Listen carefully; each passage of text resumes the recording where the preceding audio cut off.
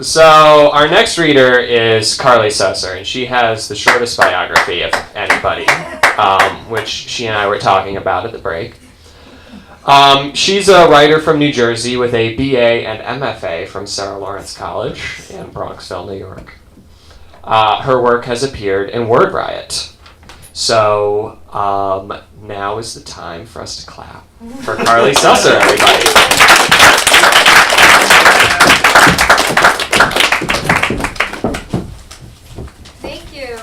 Everybody's been so great so far. Thank you for having me, Mike, and thank you for being here.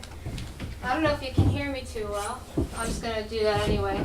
My piece is called Authenticity. I used to ice skate with Mom, taught her to step, step, glide like Mike, my instructor, taught me. Mike wore a denim jacket, jeans, and a ball cap. Talked like he was sucking ice cubes, but gave great directions. All around easy, the kind of guy you'd watch movies with, but kind of a bore. The only thing different about him and other guys you'd see betting in a sports bar was that Mike knew how to skate.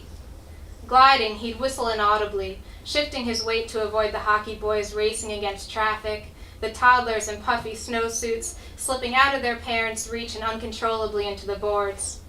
Ice skating was a lot like driving. You had to wait for the right moment to merge, anticipate accidents before they happened. The way it went was, I'd have my lesson with Mike, and then the Zamboni would come. It'd shovel all of the snow and leave a trail of wet, glistening ice. It took about 10 minutes, but felt like an hour. Zamboni is a funny word that the kids like to repeat, and even though it was what kept you off the ice, it did a great job. You sure did glide, which was why everyone crowded the door waiting to get back on for their chance at a smooth, smooth ride. Then soon enough, the Zamboni was back and you were chased off. The rink guards, who were mostly boys in red coats, would pull the stragglers off the rink while skating backwards to the door. Then there were the clingers, skaters who clung to the wall. I'd rather have seen a rink guard pull them off than to watch them drag themselves across the boards. As the Zamboni made its way towards them, they'd make a show of themselves, morphing their faces into satirical panic. That was all they could do. You knew they didn't want to be there, that they'd went on a lousy date or something, and that this was the highlight of their day. Playing target, victim, the oblivious bystander who their friends all laughed on. They were leeches, sucking on the boards and feeding off the attention. The worst part was when they got off the ice. They'd step into the circle of people who were watching from the door and announce, "I'm so pathetic," loud enough so their friends and anybody else standing by the door could hear. Then everybody burst into peals of laughter, the leech in the middle, the butt of the joke.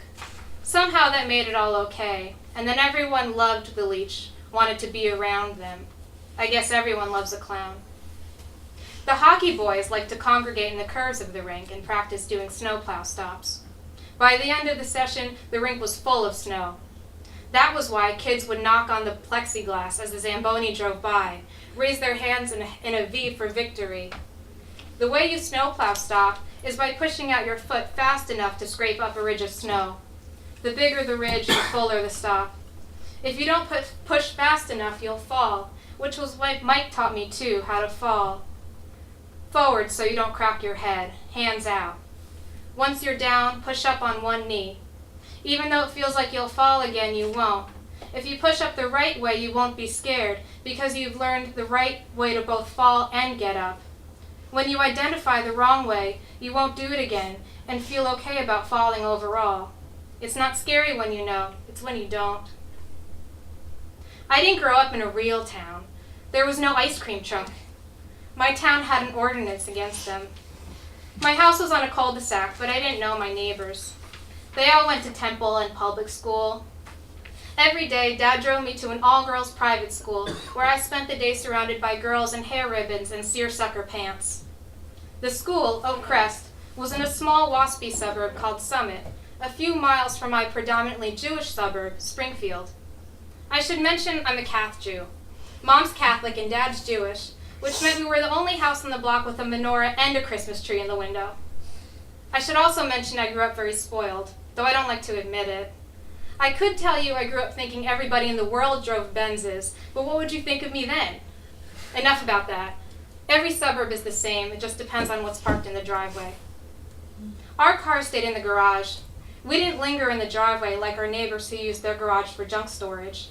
They barely ever saw us, so they didn't know our business, which was good, Mom said. Thursday and Friday nights, we'd go out to eat. Mostly Dad drove, unless he was driving too slow, at which point Mom took over. Mom would rev her engine at red and punch it at green, laugh as she cut people off, and Dad gripped the door handle holding his breath. I was glad to sit in the back seat, unable to see the road. I wasn't even that wild about ice cream.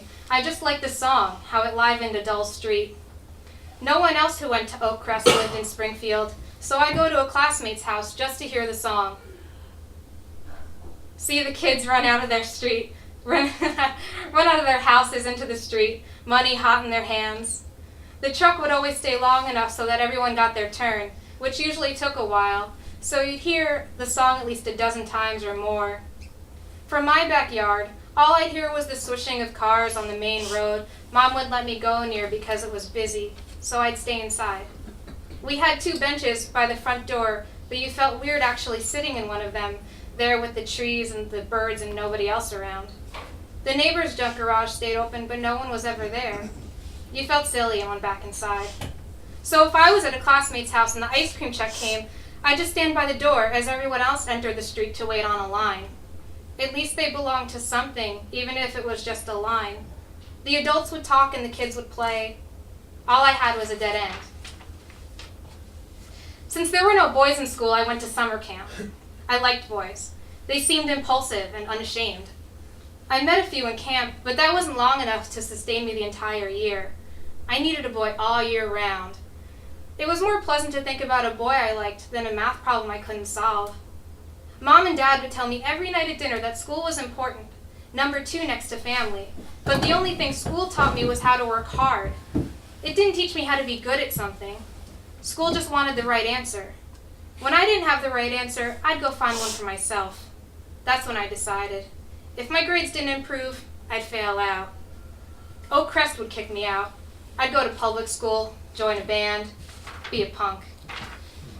Before Oak Crest, I went to Springfield Elementary, where a boy with bright red hair put a thumbtack on my chair. I saw him do it, but another girl he did it to wasn't so lucky. She sat on the tack and cried, and as the teacher dragged him by his shirt collar out the door, he screamed, "Fuck you!" giving us all the finger. Another time, though, I sort of did get hurt, when I was daydreaming in class, and my teacher walked up to me and tapped her lecture book on my head, but the book was heavy, so it kind of hurt. Things like that happened in Oak Crest, but worse. My first year, my history teacher wrote on my report card I was unworldly because I didn't read the newspaper. She also said I didn't take enough risks. What kind of risk could you take in school? Would school let you take? I'm worldly enough to know what's going on without reading the paper, but she knew it all, Miss Crapo. She must have read the paper all the time. That's how worldly she was. Her ass was as big as the world, like 2 globes. Then my math teacher, Miss Mockup, heckled me for wearing my Ramones hoodie. During a quiz, she tapped my shoulder, bent down to my ear and said, "The Ramones, do they cuss?" Cuss? The Ramones are as squeaky clean as punk rock gets. No, I said, of course they don't. But I blushed, being embarrassed and all that she interrupted me and got so close. Then she strolled away, singing "Doobie Doobie Doo," like that Frank Sinatra song, Strangers in the Night. Frank Sinatra's all right, but now whenever I hear that song, I think of Miss Mockup and I cringe. Her husband was a math teacher in the boys' school down the road. She probably had more hair than he did.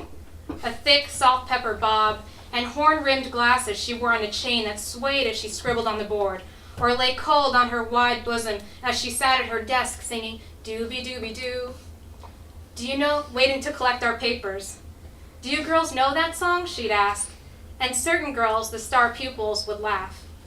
She wouldn't take questions, but she doled them out. Didn't seem the romantic type. Last night, I dreamt I went swimming in the ocean near some rocks. The tide was high and it was windy, but I didn't notice the rocks. The shore was a mountain. There were people up there watching. I figured I should get out because they were probably wondering what the hell was I doing. Was I crazy? I climbed out. A boy was on top, so I sat with him. Told him how silly I was for swimming and still wanting to. It wasn't much fun, just swimming, but it was safe. and I wasn't alone. That's when the dream ended. The last time I skated with Mom, she sat in the bleachers, and I went to skate with the hockey boys, who were racing each other doing snowplow stops, spraying fans of dirty water and snow. Come to think of it, Dad would have been a great skater. He knew how to watch a steady stream of cars for his turn, take his time. I learned to skate like Mike, shift my weight, hide my hands, purse my lips into a breathless whistle. Mom used to pack cookies and cocoa. We'd eat and drink as the Zamboni circled the ice until it sparkled like new. But that day I left her. I left her because she wanted to sit and keep eating, but she said she felt tired. But I knew that she was nervous. In our months skating together, she never once fell, never learned how. I could have taught her, but I went on the ice instead, and all I could do was glide, play it cool. That summer I didn't go to camp. We went to the beach, Mom, Dad, and me. We hadn't been since I was little, old enough only to remember the car ride, the fishy breeze and the muddy sand, and how kids were always digging holes on the beach. At the end of the day, it looked like bombs went off. They dug big holes, the kind you had to watch out for so you wouldn't fall in. And in the morning, a big truck came, rolling over the sand like a knife spreading peanut butter. It took a while. Then the beach would reopen, and the kids would come, leading their parents in a march down the dunes, swinging their bright plastic shovels in the tender rising sun. You got to be true somehow. Thank you.